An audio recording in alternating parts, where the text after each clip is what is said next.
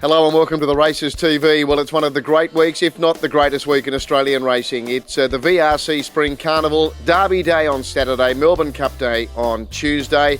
It's Ladies' Day, Oaks Day next Thursday, and we'll talk more about Emirates Day next week on the Races TV. But as far as the local calendar is concerned, on Saturday and Tuesday we're racing at headquarters, both days at Morphettville. Next Wednesday we go racing at Port Lincoln. And for Oaks Day, we go racing here in South Australia on Thursday at Gawler. Well, with Phillip Stokes, and Phillip, Thoroughbred Racing SA might be thinking about cutting me out of this job because it's a case of maybe getting rid of the middleman. You seem to be the main star in the last month or so, but obviously that's a positive thing. It means the stable's going well. I know, we're very happy to always talk to you, Terry. It means we've got horses going well. And we're standing outside of Hucklebuck's stall. We'll talk about your runners at Flemington shortly, and maybe Hucklebuck, if we're lucky, might come over and say hello. But firstly, Morphettville on Saturday. You've got Exodus resuming after a little freshen up. Last run was back in August on a heavy track. Yeah, look, he didn't handle the heavy tracks at all.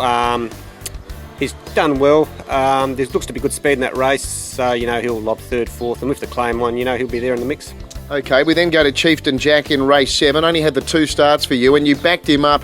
Gave him a 7-day backup. He ran 3rd and 2nd. Both of his runs have been sound. Both have been sound. He's off of a long layoff. He's getting fitter all the time. The mile suits. He's another one that'll run well, and he'll keep on improving.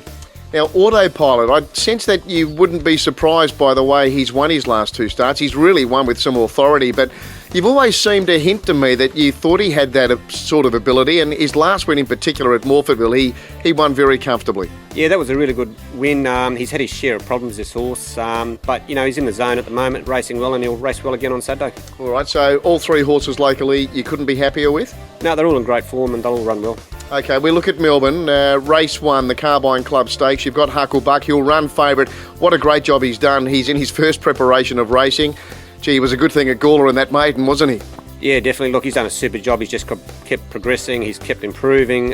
He's got a great nature about himself. That's probably what's helped him a lot. He's not nervous about anything. So the mile won't be a worry. He'll run well, and he'll be very hard to beat in the Carbine Club. This is his grand final on Saturday? Oh, look, he's nominated for a few other races, but I'd say this would be it. What sort of a horse do you think he might develop into in, say, 12 months' time? Oh, look, he could be a horse that could go over for the Flemington Guineas or something like that. All right, and then we go to a Claire Big Bang. Speaking of Guineas, we haven't seen him since the Caulfield Guineas when not much went right.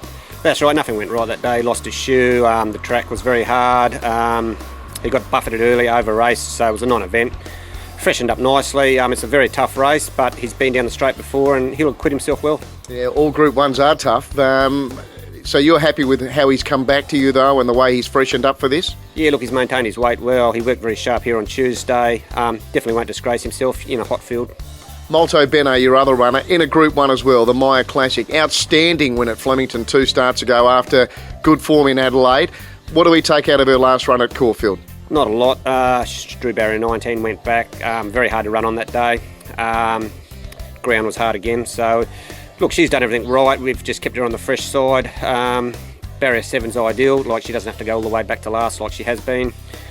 And if she can reel off those sectionals like she did 2 starts ago, it's a tough race, but that'll put her in the mix. I think you've told us in the past that she can be a little tough to train because of her feet. Is that right? That's right. She's had ongoing issues there, and we're maintaining them the best we can, and hopefully we can keep it together for another couple of runs. Well, mate, it's a massive day for the stable on Saturday to have 2 runners in 2 Group 1 races at Flemington on Derby Day. Yeah, what a big thrill, and let's hope we can come away with something. No, it's great, and it's a credit to my staff and all the team. They're doing a good job, so we'll be there. So a big thank you to Phillip Stokes. Let's hope he can land one of those big wins in Melbourne on the weekend at Flemington on Derby Day. Just before we go today, just want to push the big day for the National Jockeys Trust, the South Australian branch, having a golf day here on Monday, the 25th of November. Now, registration for this day closes on the 15th of November, so it'll be a lot of fun. Some really great celebrities playing. When I say celebrities, some of the biggest names in the game as far as jockeys are concerned in Australia. So get your team in. There are the details. And that day coming up on Monday, the 25th of November. We'll see you again next week for the Races TV. There's nothing like a day at the races.